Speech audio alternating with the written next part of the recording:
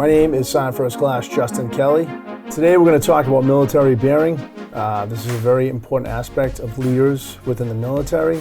Your bearing is how you conduct yourself. Your physical demeanor, your physical appearance, your speech, your attentiveness, these things all composite your military bearing. Now, for my personal experience, I was in the infantry for most of my career. So bearing to me was, while either under, great physical stress, combat stress, or, airborne operations, having bearing, not showing weakness, not showing too many emotions, that's what I looked for in my leaders. I wanted to be able to feel confident walking with them into dangerous situations and knowing they were going to have a cool, calm, collected attitude for any task we have. But bearing isn't always just that. Some of the leaders who I really looked up to had that bearing when situations were stressful, but when they weren't, they knew how to keep their soldiers in a good attitude. They knew how to have fun and keep their spirits up. And even more so, especially when things were stressful, in an appropriate moment, they knew how to help the soldiers feel at ease, feel that they didn't have to be so stressed up, that they could relax and focus on their jobs. That's another big part of bearing too. It's not just that stoic demeanor, though that is important. It's also sometimes having other people feel at ease in your presence, feeling comfortable. And that's a big part of bearing too, where you have that confidence about yourself and about knowing your job, that your soldiers around you feel relaxed and that they can rely on you.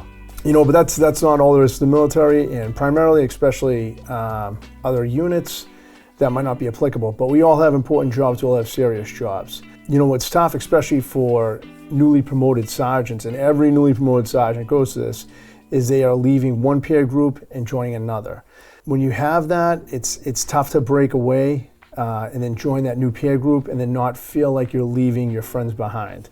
So it's important when you become a new sergeant that you set the standard and you make it known what your new position is and what the standards are. Dealing with your subordinates, it's going to be tough, but if you're mature, if you know your job well, and you treat people correctly, you're going to gain that respect. Whether or not these people are your friends, and they're always going to be your friends in some sense of the way. But when you have a new job and a responsibility, you need to take it seriously, because other people are relying on you to accomplish that job appropriately. That's a tough transition, and every NCO that I've known has gone through it. Sometimes you might be reluctant about taking that job, but if you're selected, you're qualified, and your chain of command has confidence in you to do it, they chose you for a reason, and you need to take that responsibility on willingly. I've had absolutely phenomenal leaders that were tough. They had high moral character. They had very high discipline standards, physical, mental, you name it. But you also see on the flip side some lackluster leaders that have no bearing. They might be immature. They might not take their job seriously. They have poor disposition, poor physical health. When you come across those leaders, it's tough to respect them. And then especially, you give so much to the National Guard, giving up 1 week in a month, 2 weeks a year at a minimum, and that is definitely a minimum nowadays, it's tough to be enthusiastic about your job when you have to deal with people like that. And you don't want to be that person that makes somebody who is willingly trying to serve their country have second thoughts because of your personal example. And it's not hard. Just got to be mature, physically fit, and know your job. You don't have to be an expert at everything, but you sure as hell have to take it somewhat seriously and have the discipline to enforce that on yourself. There's a lot of duty positions in the Army. So, in the infantry, we're always looking for that leader, that heroic leader, like when times are tough or danger's on the way or you're in the middle of danger. They're mentally agile, they're physical, they have absolute high physical stamina, they're making the right decisions, and they're not showing fear or cowardice. And that's what everyone should aspire to, but that can take place in a lot of different facets of life. That's really what I was looking for as far as trying to develop my own bearing. That's where I want to be. But then I realized there's a lot of other facets, and you'll see too, as you become an NCO, you deal with a lot of other issues and responsibilities. Units have shop reps, they have EO reps. if you're a person selected for that, your bearing has to be impeccable at all times. There are soldiers who might experience scenarios that you can't foresee or imagine, and they're going to come to you expecting help in the right due process. If you're immature, and I have seen it, if you're immature, if you make jokes, if you have no sense of confidentiality when you speak, people aren't going to trust you, and you might have an issue that could be solved using proper Army procedures that isn't dealt with appropriately and becomes a much larger issue for the unit, for the soldiers, your chain of command, everyone. All right. So again, if you have a duty position like that, it's incumbent upon you to have bearing throughout your entire service.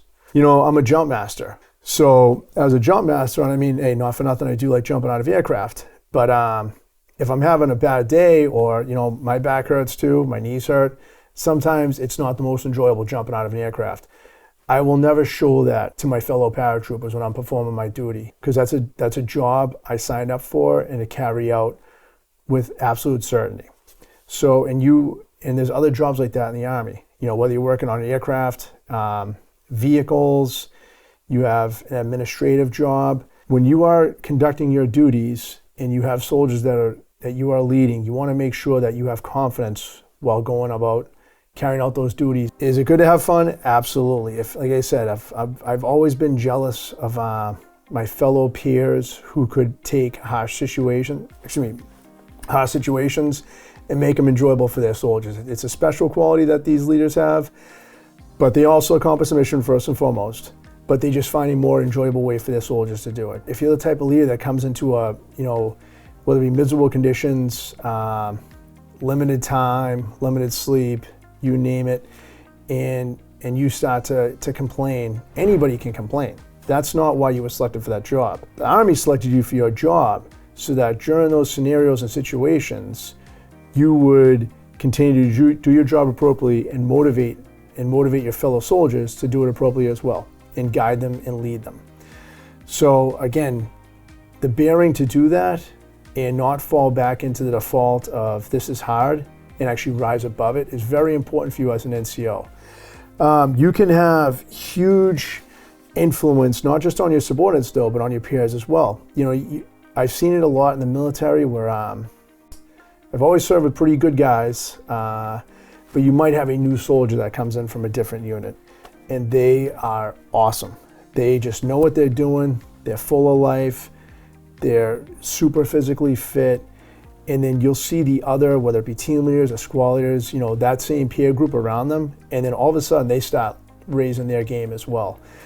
You can totally, one person can totally rise the level of a unit by coming in with that enthusiastic attitude, while also being really good at their job. It's good to have a good attitude, but you have to know what you're doing as well. You have to be good at your job as well. But that can change a culture. And also too, it's important for your leaders to see that, because they want to have faith and confidence in you as a soldier. I've had senior leaders ask for my guidance and input on situations I wasn't expecting it, and this definitely affected the unit mission, and some dangerous stuff we did. It also affected soldiers' careers, and they came to me and asked what my opinion was, and for some guidance to them. And my input was obviously important to them, and it helped us accomplish our mission, and it also salvaged some soldiers' careers because I was able to vouch for them. But they took my word for it. If I was a slob, if I was immature, I don't think I would ever be sought out for those opinions. And why would I be? You do your soldiers a great service by being someone that the leaders are going to come to you and ask about them, all right? And have confidence in you, because that way you can represent your soldiers appropriately. And bearing sometimes also goes to taking it on the chin. As we all know in the military, you get yelled at, you brush it off, drive on. When you're a leader now, you're going to get yelled at not just for you, you're going to get yelled at for your subordinates. All right, how do you take that? Are you one of these leaders that immediately turns around and yells at your soldiers? Or are you going to be the type of leader that, takes whatever criticism is thrown your way about your squad or your soldiers or your platoon, whatever it may be, or your fire team, And do you turn around and approach your soldiers in a calm demeanor and say, hey, this is the issue, we're going to correct it? Now, if it's a flagrant violation, then yes, by all means, soldiers need to know when they really mess up. But sometimes, it's a misunderstanding, and, the issue gets elevated above a level that it should be. So it's up to you to kind of pass that and then go to your subordinates and say, hey, here's the issue, we're going to correct it. You're not bad people, but you made a mistake. But again, if it's egregious, then it needs to be dealt with accordingly. And people need to know that you're the leader that can deal with stuff accordingly. That's a big part of your job. Another thing too that I was really surprised the more I worked my way up was some of the soldier issues that I dealt with individually. Guys had a lot of confidence in me, a lot of faith, and they would come to me with some serious issues. Again, they knew I knew how to keep my mouth shut, and then also knew the proper procedures to find help for them. Would they have done that if I was not that way? Probably not. And nor would I expect them to. For me, it was surprising. I came from a pretty stable home, very fortunate with my work life and everything, that some of the issues soldiers ran into. But they would come to me, and then they knew that I was going to try to resolve that issue, and no matter what, it wasn't going to leave that room. If you're a leader and you can't have those confidential conversations and then find the proper way to deal with it, you're doing a massive disservice to your soldiers, all right? If you're the type of person that all of a sudden has to turn around and be like, hey, you won't believe what I heard, or this guy is going through this, or this soldier has this issue, you need to get rid of your NCO, your sergeant rank. You are sabotaging your unit, you're sabotaging that soldier, and you're sabotaging yourself, because word's going to spread that you can't keep your mouth shut. And that's no way to be as a leader. But you have to have that bearing to deal with these situations. And it's stuff you couldn't even imagine would happen. When a soldier has confidence in you, they need to see back on your face and your demeanor that you're going to help them and not judge them. Again, people mess up, they need to be dealt with, but sometimes these issues are outside the soldiers' hands. They got a bad rap or a bad break in life. So as a junior leader, how do you feel a soldier should act, or more importantly, an NCO should act? What do you expect out of them? Do you expect them to carry themselves with their chin up? Very calm demeanor when they deal with people? If there's a physical fitness event, what do you expect out of them? Do you expect them to be near the front? You don't expect them to be near the back, do you? All right, and that's what you need to know for yourself. But that's not just physical, that's also the mental part of it. When it comes to knowing your job, you cannot be a person that's constantly asking questions of stuff that you should know. Take some initiative, learn your trade, learn your skill set, all right? And that's gonna make you more confident, and that's gonna help your bearing as well. Another thing is, for bearing too, people be surprised, just a little bit of preparation goes a long way. If you can come in prepared for your drill day, your day in general, you wake up early, you're at work early, uniform squared away, you know what the plan is, you can brief it appropriately, your equipment's packed up, your equipment's ready, whatever it may be, your bearing's going to reflect that. And you've probably seen as a soldier, how many people have you seen that wait till the last minute, and all of a sudden, they're spazzing around, losing their mind, they're looking for paperwork, they're looking for equipment, they're stuffing their rucksack. That's not what you want to see in your leaders. That you want to see your leader, and I've definitely noticed it in mine, who the guys that had all their stuff lined up in platoon formation, completely packed, and then they're going through their checklist, and then they're going through their rosters to make sure everyone's good. You're going to be in pain at some point. Like I said, most of the older guys, knees hurt, backs hurt. It's part of life and you have to deal with it. It's tough to grin and bear it.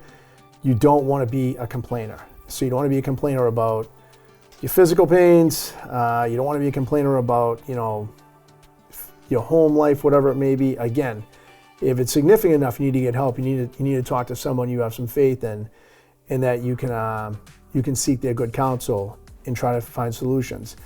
But when you're a leader, walking into a room and divulging all your problems is not helping people. They're losing faith in you because it shows a lack of maturity and a lack of self-discipline. So very important. Again, not saying swallow all your problems and keep them held up, but you got to pick and choose where you divulge that information to, all right? And a lot of times your subordinates are not the right people. They're dealing with their own stuff. They might be nervous. They might have a lot of things going on. They need to have somebody they can look to that they can have confidence in, that, hey, at least this person's mature and has their stuff together. So they're gonna help see me through this situation or this training or this mission or whatever it may be, all right? Again, not easy. A lot of times people use it like just to get some stuff off their chest, but you gotta remember who your audience is. And that's really, really important. And I'm sure like you guys, you're NCOs now, you soldiers, you've seen all types of people in the military, all types of leaders already. It doesn't take long. And you gotta think back to those people that just, just couldn't do anything but complain about what was going on, or, would just talk about how much of a catastrophe their life was. Like, I get it, it happens, and it's not easy, and you go through tough times in life. But again, is that really what you want to hear out of your leader? Or you want to hear, hey, this is what we have going on today, this is the plan, does anybody have any issues, does anybody need any help, do we have all equipment up, is everything clean, is everything serviceable, ready to go, all right? They don't want to hear, I have a million problems going on. They want to hear you focused on the mission and your subordinate soldiers, all right? And that's what you got to remember with your bearing. Keep it focused on the mission and your soldiers, and don't let the attention go back on yourself. It's not good for them, and they're going to lose faith and confidence in you. So that was a quick overview of military bearing and what the expectations and requirements of you are of a leader. But remember, you were selected, you've got this.